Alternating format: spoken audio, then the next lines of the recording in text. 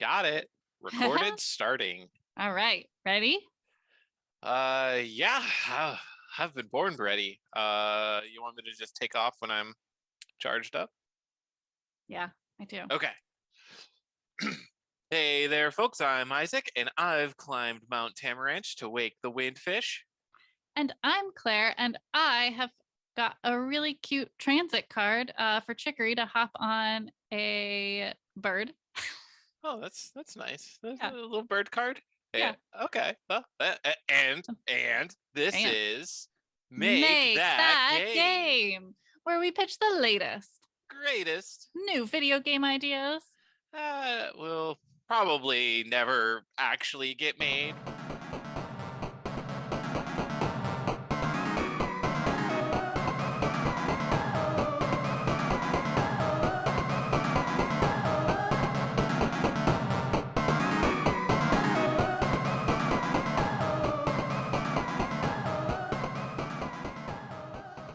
So Isaac, Hey. what? Oh, Oh, I was oh, gonna, our outline doesn't indicate who leads into the next one, correct. Well, but because it's supposed to be different every time. It's it's just who. Maybe it I th- shouldn't be. well, no, it should be different every time, but we probably before we start should kind of come up with a Decide. plan. Wonderful. So the podcast Wonderful. They actually a fan created a website called Who Goes First because they alternate and they always forget. And you can just go, it's like who goes first on wonderful.com. Oh. And it just automatically will tell them who goes first. So if any of you listeners out there want to do that for us, that would be, we would much you might get a appreciate. prize. We would figure out a prize for you if that happened. We'll make a game. No, Well, that's a lot. That's a lot. Let's be realistic. Some sort of prize. So we don't know what Yeah. it is yet. All right. Well, Isaac, what have you been up to? What kind of gaming stuff have you been doing? Well, I'll give you 3 guesses. This is tricky. Like, it's not like you talk about games that much, and I just don't know. I just don't know. But I don't know if you're doing a bit or I am doing a bit. Is it Elden Ring? Yes, Is it's that Elden one of Ring them? still. I am still playing the Elden Ring. I have beaten 2 of the big bosses, and Wow. they told me, "Hey, go to the capital." And I said, "But hold on, there's still like 2 or 3 big bosses left. Why do you want me to go to the capital already?" So I'm refusing to go to the capital. I'm just gonna fight the big bosses. That sounds correct. Yeah, I've only played 40 hours of this game. It has consumed all of my gaming time. I have not touched any other game. I like briefly touched Pokemon Arceus, the legend of the story, the tale, the saga. And I think I caught every single unknown except for the unknowns in the final area, which I still haven't touched because I'm a procrastinator. This is a good tangent. But I really thought that the unknowns are going to spell a secret message. And then Isaac told me that they're just the actual just alphabet in alphabetical order in the Pokedex. And he's right. And I'm disappointed. So yeah, there's no secret message. If anyone else is like me, secret messages are spelled with unknowns to tell you where to go to the unknowns. Yeah, that's but the secret message you're like yearning for. I think there should still be a secret because you figured that out in a second, and I get it, even though my eyes can't see it. It's because Gold and Silver back in the 2000s, the original, like the second generation Pokemon games, is where unknowns happened. Yeah, like that's where they first came out. So I'm years into this. I'm decades into the whole process of processing unknown language, which I want it to be a bigger secret. Like once you get, like, there should be some kind of bigger secret. But anyway, moving on.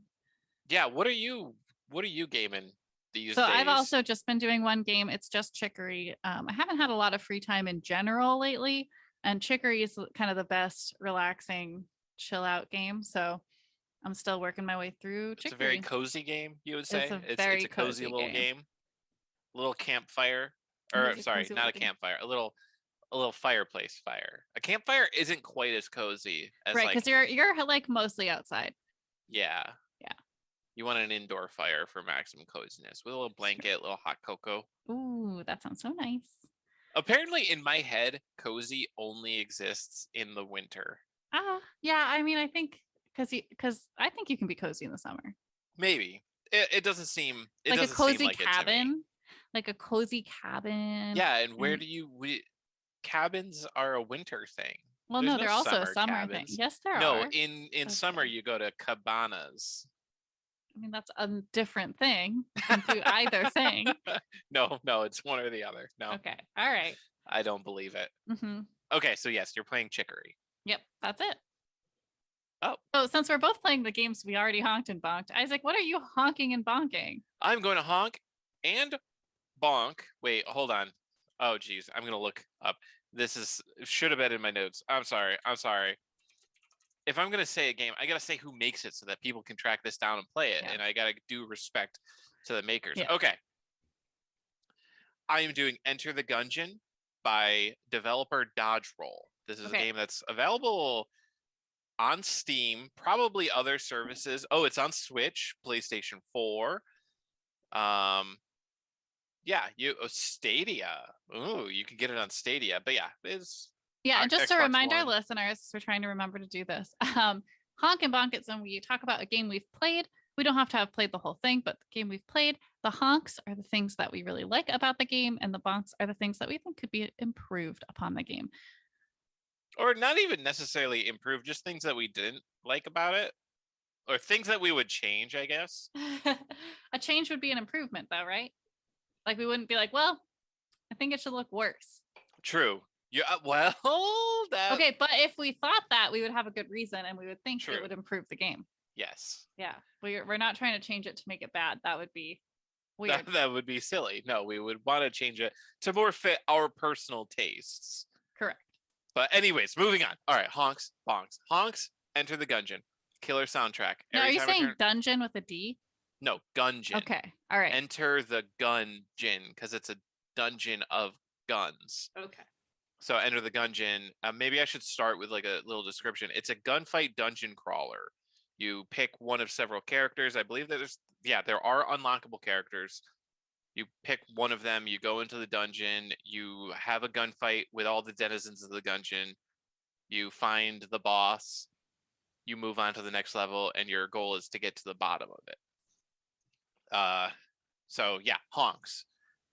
Killer soundtrack. Every time I turn it on, it's got a nice little jam.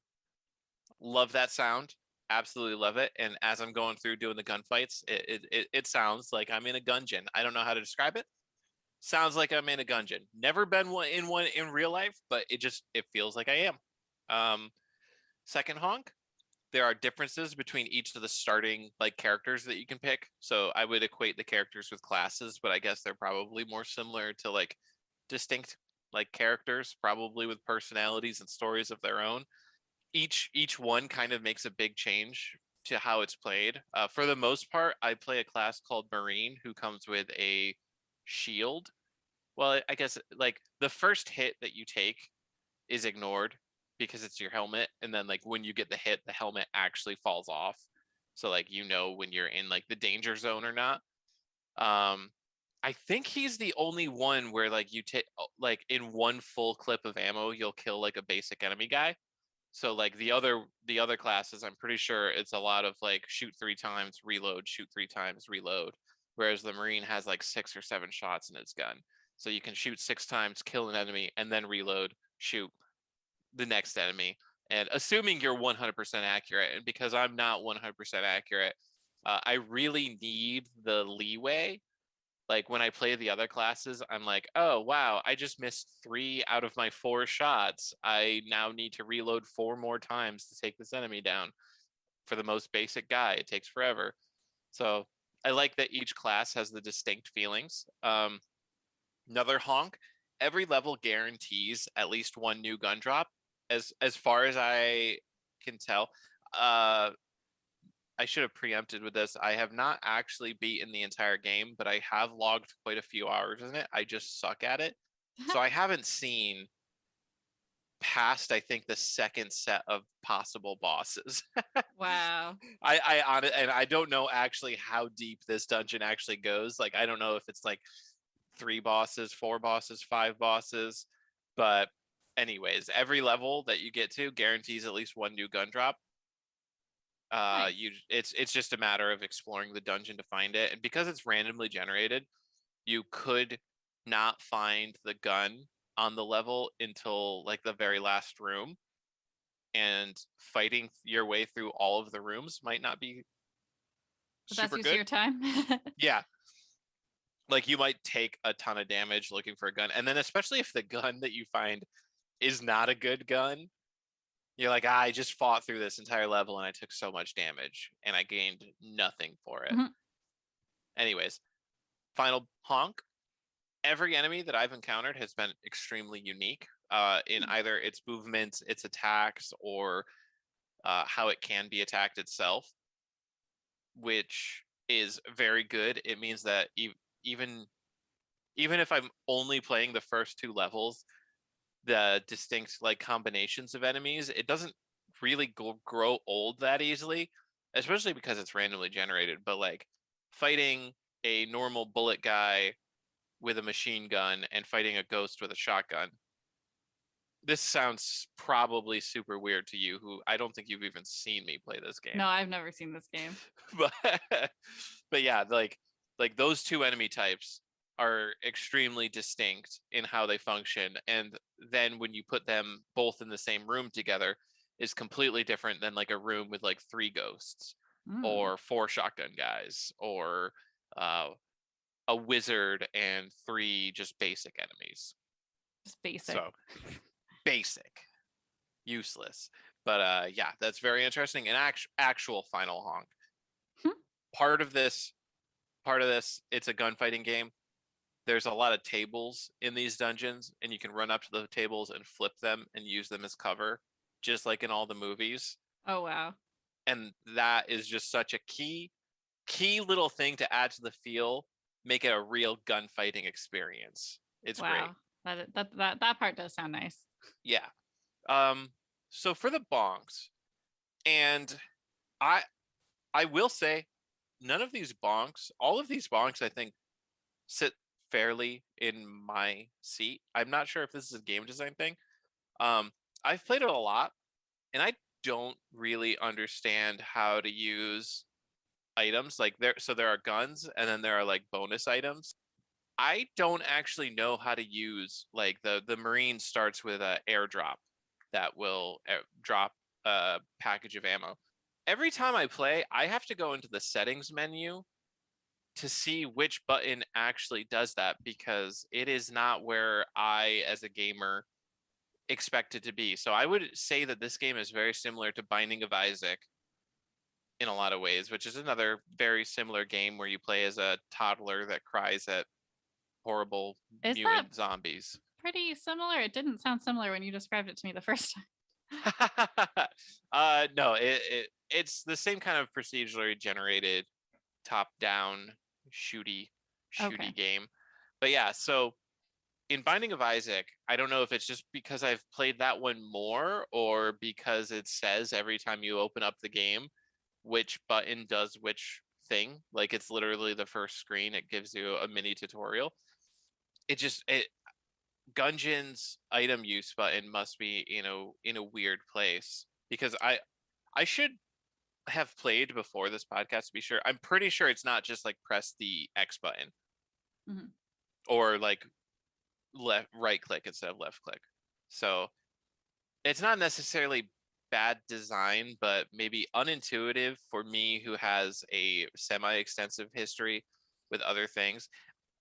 Or the secondary thing could be that there are limited use cases for these items, and every time I've tried to use them, it has been in a situation where I can't actually use it, but I don't think that the game displays that to you in an intuitive way.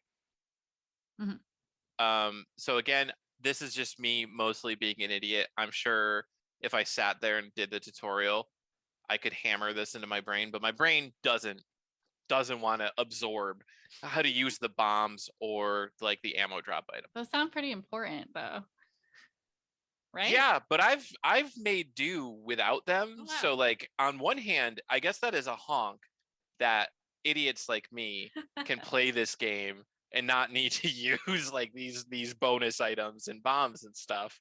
And I can still, maybe that's why I can't get past like the second boss, because I just don't know how to use the actual items. I don't know how to play the game. But my second bonk is I'm bad at the game, so the bosses I can't beat with just like any gun. I need to like hope for a super overpowered weapon in the drops, and if I don't get one, I like go into the boss room, just get instantly clowned out.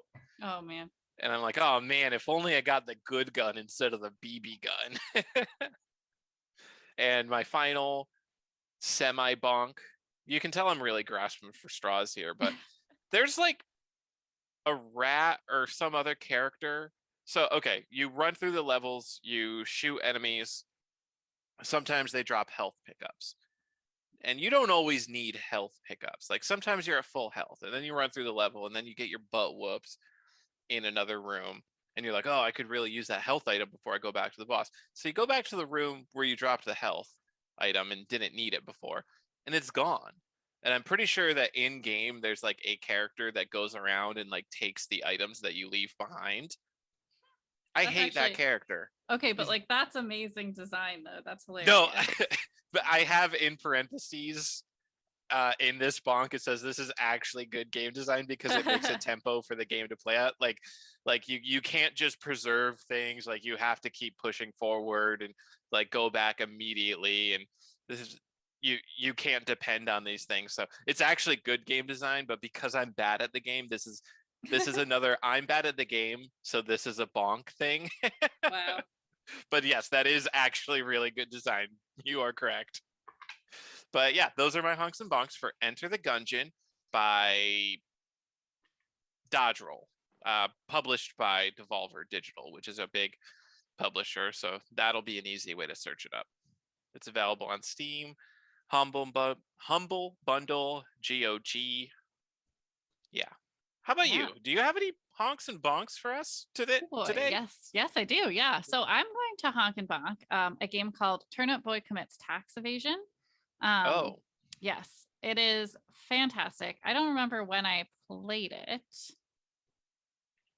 You first played it like I feel like a year ago. Early, yeah, it was a while ago. So this was what? The designer, the publisher? I can't Graffiti Games. I was Graffiti trying to find Games is the publisher.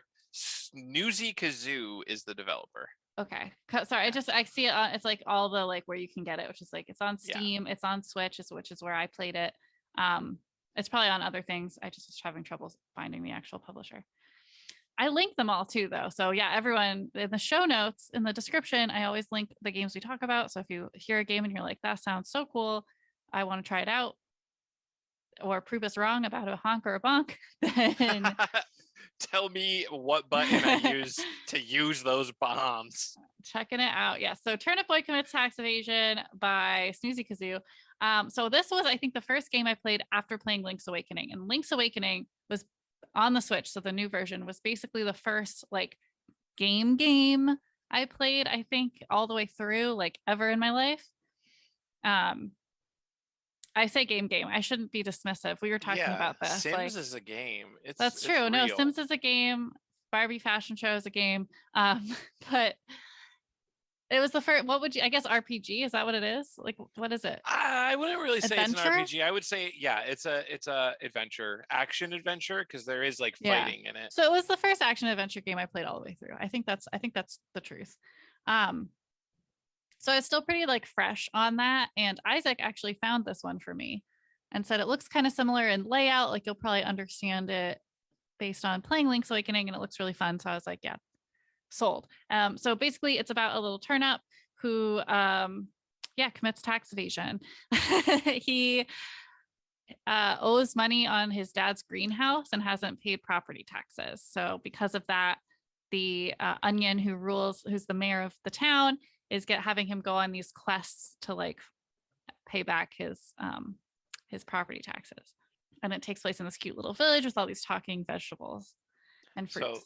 So sorry to interrupt you, but I just found some wild information. Snoozy Kazoo is based in Western Mass. Oh my gosh. They're local. I could work on Turnip Boy Commits More Tax Evasion, which I assume is the sequel that they're working on. Amazing. Sorry, sorry, I just had to interrupt. No, I think that is super interesting. When you were saying it, I thought you were going to say that like they're like canceled or something, and I was like, no, I have to pick a new game. Wait, they've added an infinite train dungeon to the game? Sorry. Okay. All right. I'm learning too much. All right. You do your honks and bonks. So the first honk is that it's absolutely adorable. So all the little creatures, it's like 8-bit style art, but I mean, they're just so cute. You got a little turnip boy. He's so cute. You get to, one of the collectibles is hats for him. So he gets tiny little hats. He has like you can get a little top hat. You can get a little safari hat. He can be bald. There's like all these little cute little things you can do. Wait, so does Bald take his leaves away? Yeah. Yep. Cute. Amazing. Yeah, it's cute. I'm telling you. So this game, super cute. Almost every character is super cute. I mean, I think the villains are not as cute, which is good. That helps. But yeah, super cute. It's also very silly.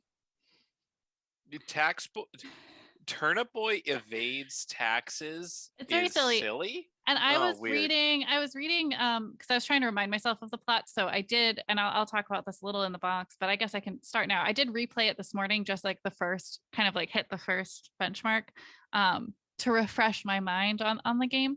And I was trying to look up more about the plot to remember. And I saw one that's like, this is a game for meme lords. And I thought that was a funny take because there are a lot of like just very silly jokes about like the current world. And just, it's very self-aware too. Like they'll say like, well, there might be a sword up there if you know, like they're not building the world necessarily, but they are at the same time. It's very cheeky.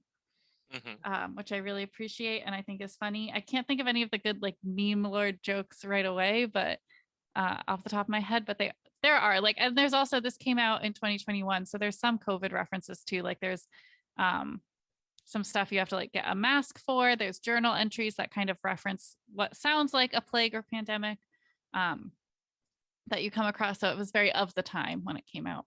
Then my next honk links to those journal entries. So it actually has a pretty interesting overarching plot. Like I thought when I first started playing, I'm like, this is just a silly, goofy game. And how silly, goofy fun is this? And then you really get a little deep and dark. Like the ending is surprisingly dark. And I don't want to give it away because this game goes pretty quickly. It's a very fast playthrough. So it's like, I give away the dark side. I want you all to play this game and learn for yourselves. Because that was part of the most fun part for me, was as I explored like the dungeons and all the stuff they have you do and the puzzles. Because a lot of it's very subtle. Like you don't have to actually fully understand a lot of it to get through the game. Or I guess you don't have to have read everything or like really dig deep into it, but you can. And then you learn a lot more. So that's cool. And the final honk is I love the collectibles. Again, hats, very cute. But also the other collectible is that every piece of paper you find, you have to rip up. And then you have a list of all the papers you've ripped. So things like how to do your taxes books, or like a wanted sign with your face on it, or like, I don't know, so a love letter. You have to rip them up. You have to rip them up. You just find other people's papers and you rip them up. Yes. And you have to do that to advance. Yeah. Well, technically no, but it's a collectible. Oh, okay. But if you do find it, usually the only choice is to rip it up. Like if you look at it, there's no other choice.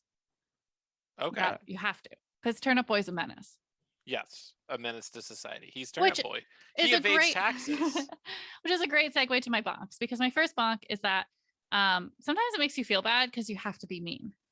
Like, for example, in the very early on in the game, you're supposed to deliver a love letter from a strawberry to a blueberry, but you have to rip it up. You can't deliver it. And I'm like, I would never. But Turnip Boy would.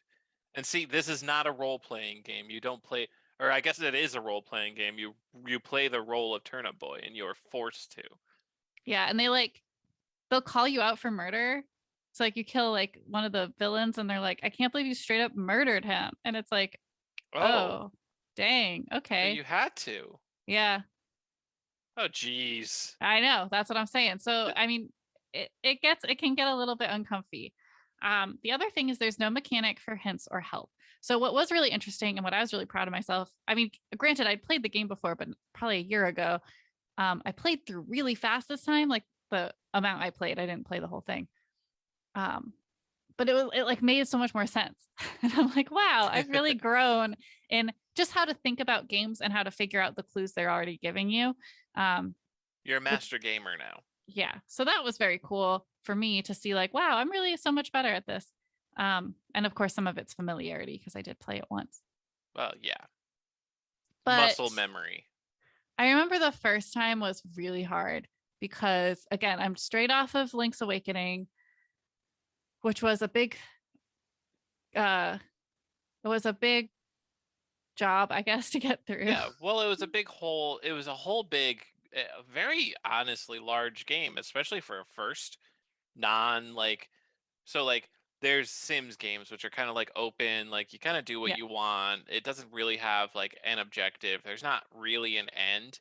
You kind of make your own. And then Right. you have Link's Awakening where it's like, yes, there is a start, there is an end. You have to do specific things in specific orders. Exactly. Yeah. So it's different. So coming off of that, but that's also, I think, I mean, it definitely was designed over more time. It was a redo of an older game, you know, so it had a lot of like, I don't know. I think it was just like maybe a little bit more tied together.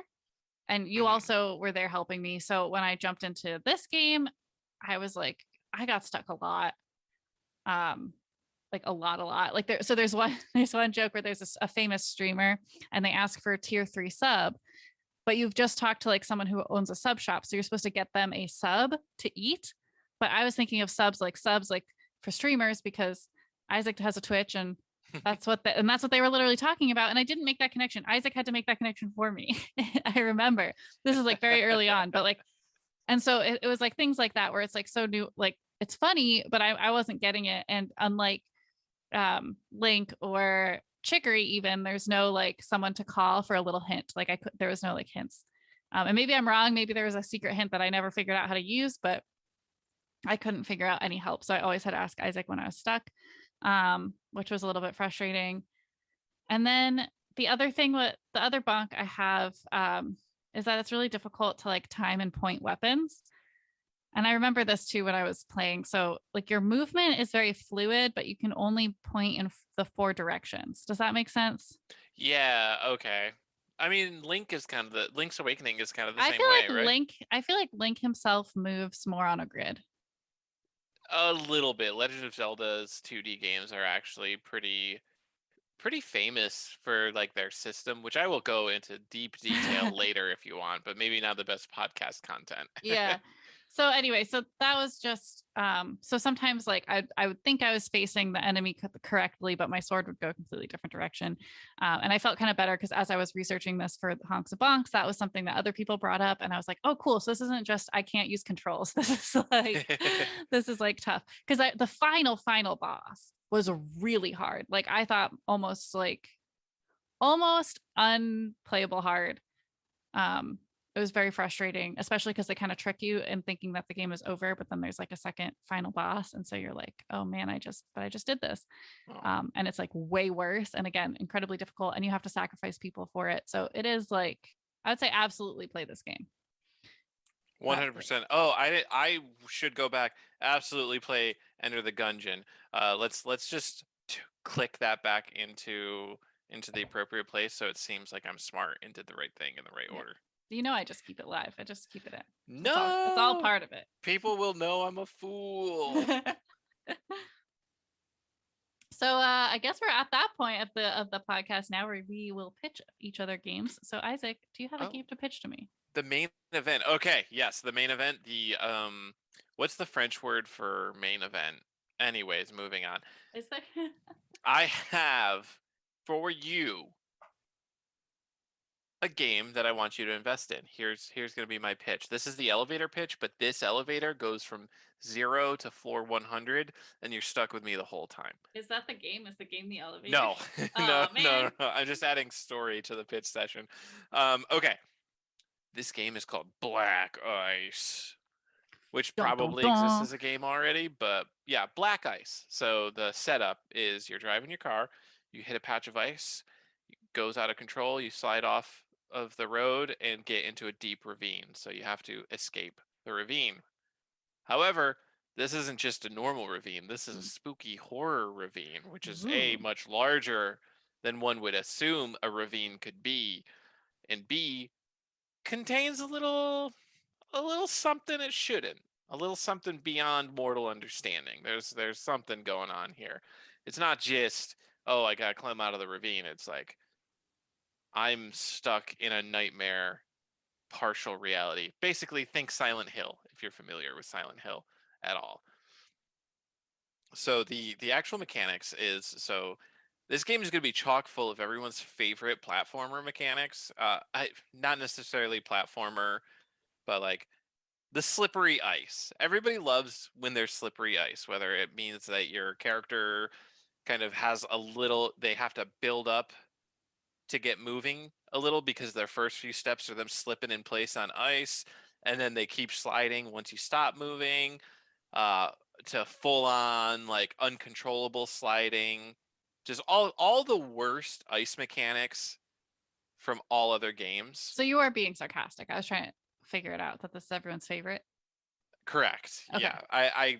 I think most people hate ice levels. Yeah. Not as much as they hate water levels, but ice level. So it is filled with frustrating mechanics, but the idea is to kind of make it designed in a way where it all makes sense, and the frustration that you feel kind of builds into the tension and horror and everything. So the secondary thing, besides like the ice mechanics all over the place, there is going to be temperature management.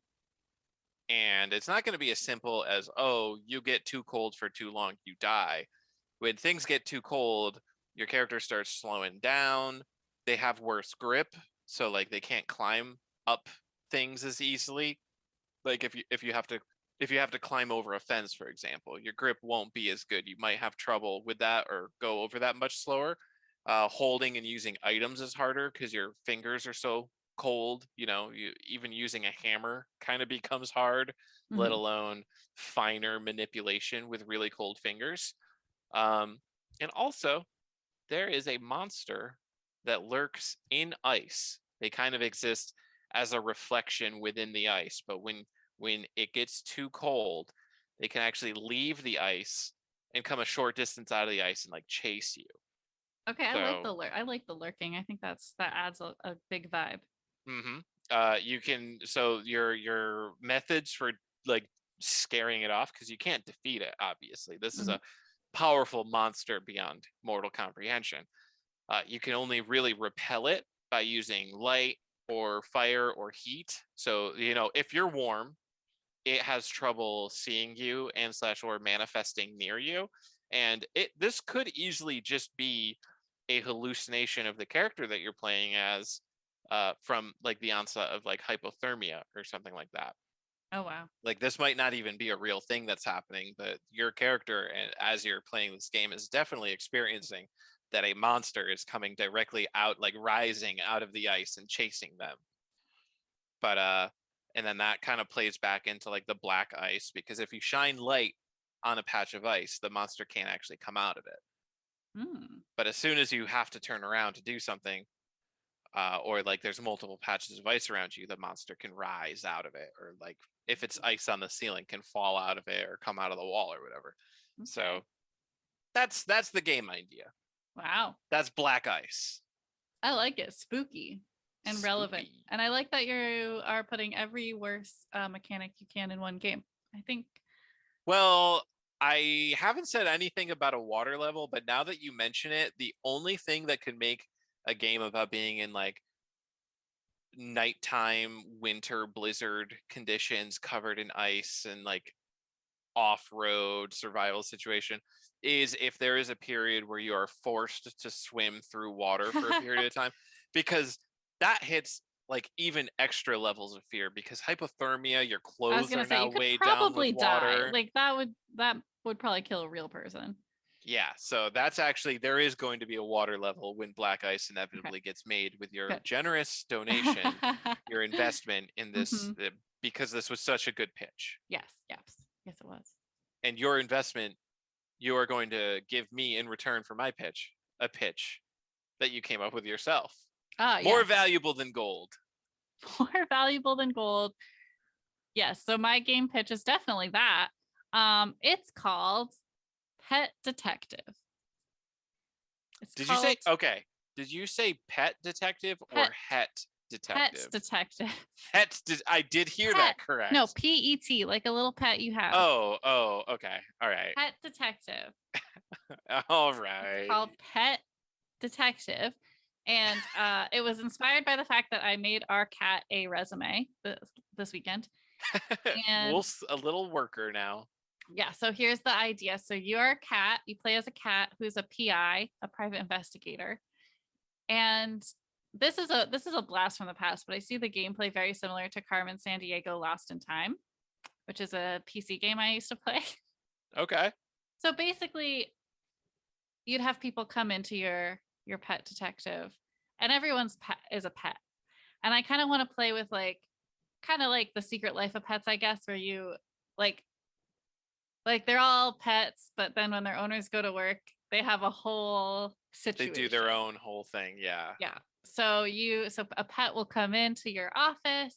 They'll tell you their tale, and then you have to investigate the crime. And this might be more of like a kids game, which is fine. We can design kids games. Yeah, children love games. What didn't I come up with a Yeah, game well, pitch? in our rapid fire, we did a Oh, that's what it was. An learning educational learning game. Yeah. So this would be less educational probably, but it would have some, or I guess you know what else it could be like is like the Nancy Drew PC games, which were so cool. I loved those. So anyway, so it's more like a click through, like mystery solving, like discovering clues under things, like talking to different people. Does that make sense for how it's played? Yeah. Yeah. So that and you would have a certain number of, so I see this as a story though. So like as you progress through the game, not only will the cases get more difficult, but you'll start to see that there might be a connection between them. Ooh. And there's going to be a big bad in the neighborhood that might need that takedown. Uh-oh. Yeah. So that's Pet Detective. It's pretty straightforward, but I thought how fun to have a pet with a job as the center of the game. We love pets with jobs. We do. Yeah. So that's, I don't know if you have any questions. It's a pretty simple idea. Is there any pet crocodiles or alligators? Well, maybe you can get like a Florida expansion pack. Okay. All right. Cool.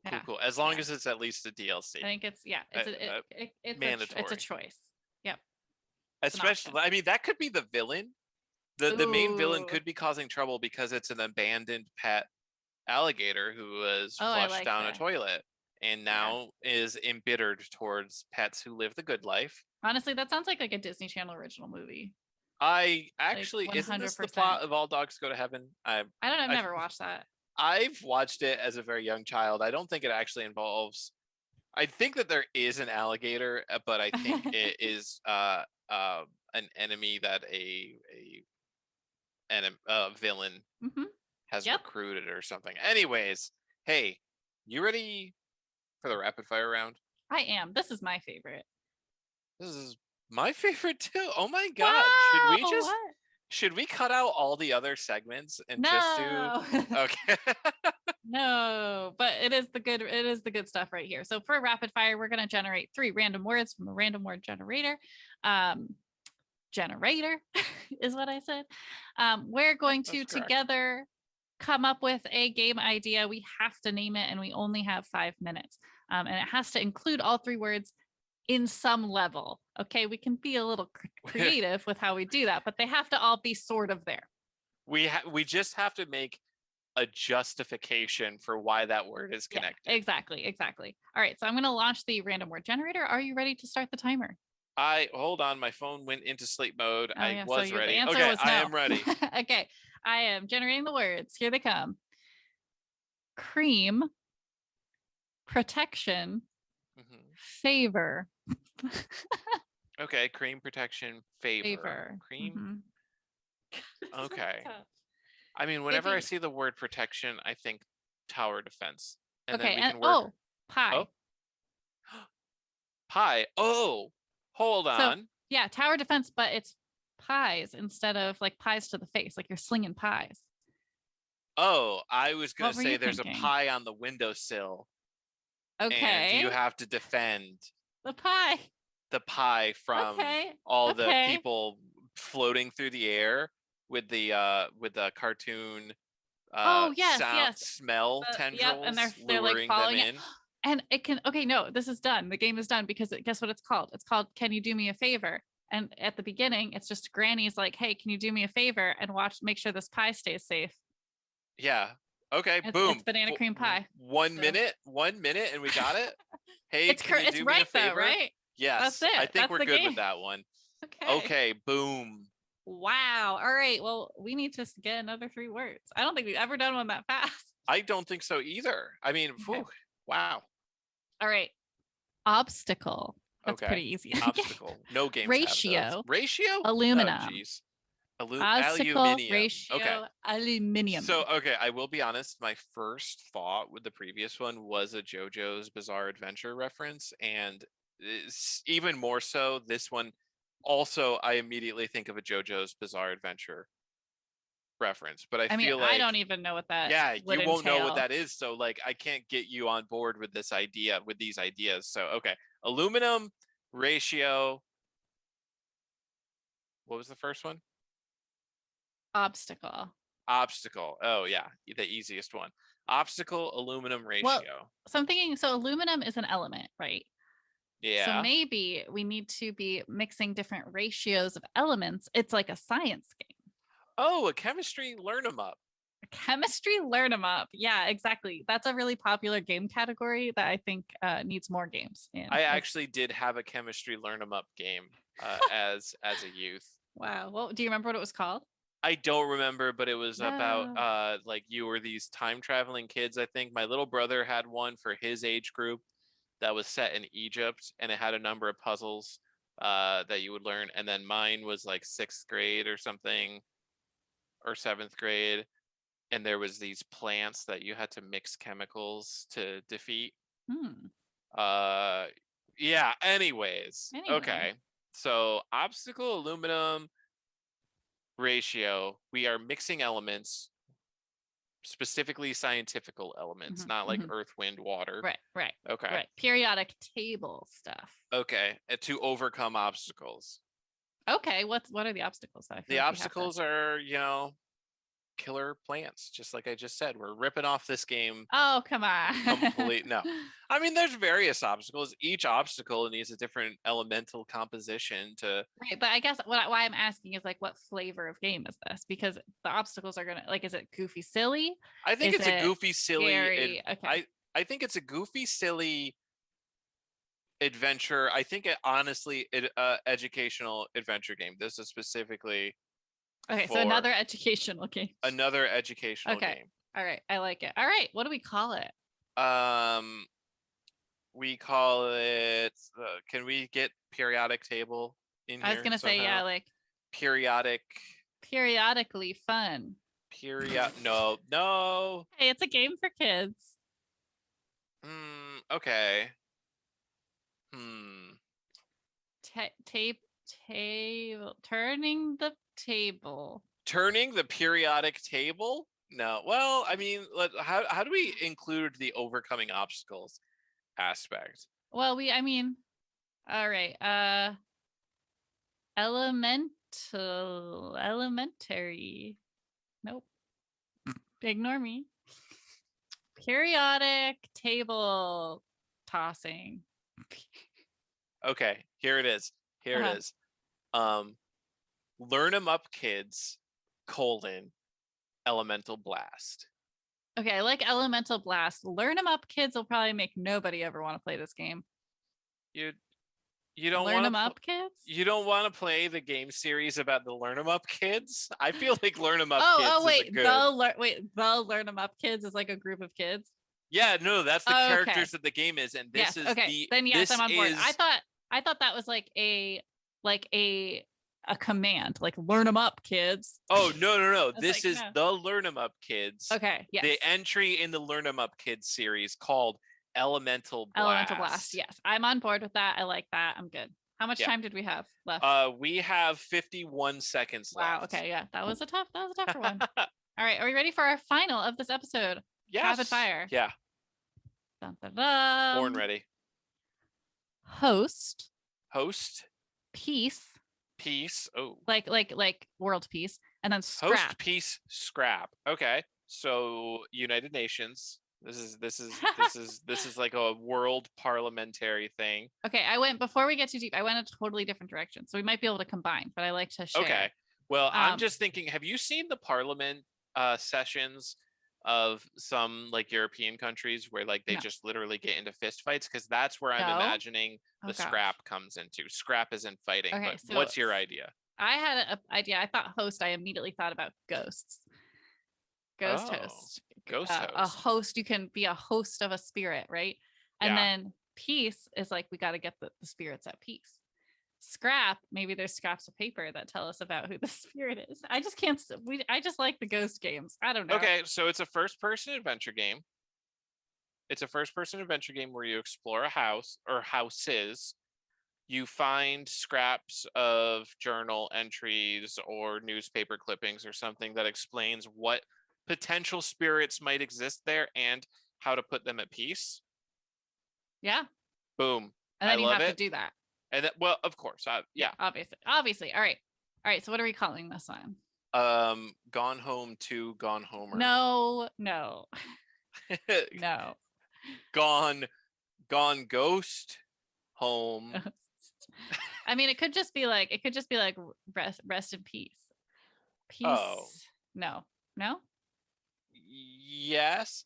How about we make the main character a cop and you arrest the ghosts and it's called Arrest in Peace? Or is that an idea for another I think day? That's another game because okay. that just added a whole new level that's not included. Plus, also, then you're not really in peace, are you? If you're arresting the ghost, that doesn't sound nice. Okay, fair. All right. How about like okay, wait. So it was host, peace, scraps of life. We could call it Parliament, but it doesn't have any exercise. That's another simulator. Simulator. But you're not exercising though. That's not what that is. But that's how you put. That's what putting them at peace means. No, it's not. Exercising's for demons. You can exercise ghosts. I don't think maybe so. I don't understand. Did you not listen to the Ross and Carrie episode where they become exorcists? You mean the 11 episode the 11 series? Part episodes? Yeah. Okay. No, I think you can only exercise listened demons. to only 7 of them. Okay, fine. All right. I've heard of exorcists referring to ghosts, but that might be like a newfangled non-Bob Ross. That's not Bob Ross. No, Bob. Well, now I'm never gonna remember. Well, yep. Okay, so we've got 1 minute and 45 seconds left to come up with a name, and apparently, Exorsimulator is not good. Well, it doesn't. I don't know. I want to capture the mystery. And Arrest in Peace is also not good. It's Bob Larson. Bob Larson. Thank you. Okay, Arrest in Peace and Exorsimulator are both really good names. They are. I'll go. I'll give you Exorsimulator. I guess the reason I see this as more of like a peaceful thing because you're trying to get them to peace. Where when I hear Exorcist, my initial reaction is like a violent episode. Fair. I mean, we could just call it Rest in Peace. Yeah, I mean. Or we could call it. So it would be R.I.P., which obviously stands for Rest in Peace, but it also is a reference to like a lot of what the paper that we're working with is ripped up. Yes, yes, I like that. R.I.P. Boom. I like that with the ripped paper. Okay, yep, we did it. All right. 40 seconds left. Wow. Well, that's really our episode. That's the whole one. That's it. That's all of it. One. Wow, we did it, folks. We made it through another one. Would you look at that? Would you look at that? Expert podcaster tier right here. Tell your friends about us. Yes, please tell your friends. Give us a review on iTunes. We love the reviews. We love the reviews. We love the word of mouth. You can send us an email of words you might want us to use for a rapid fire game ideas. Or advise us on honks and bonks that you want to hear. Yes. Or if you have games you think we should try to to play and then honk and bonk, we would love to hear that. So you can do that at makethatgamepodcast@gmail.com. You can also tweet at us at makethatgamepod or DM us on Instagram and follow us there at makethatgamepod. So yeah, thank you so much for listening. And if you liked something you heard today, we hope you turn on that processor because that's how you do it. Wait, what are we doing here? I thought it was. Turn on that process. What did you think it was? I thought the phrase was like, if you liked what you saw, go home and make that game. Yeah, but I realized most people probably are home, like in this economy. Oh, true. But yeah. So that's why I stopped saying that, and I don't know what to say anymore. Okay, well, we'll come up with a new closing thing, but well, if you liked what you heard, we want you to go out there and make that game. game.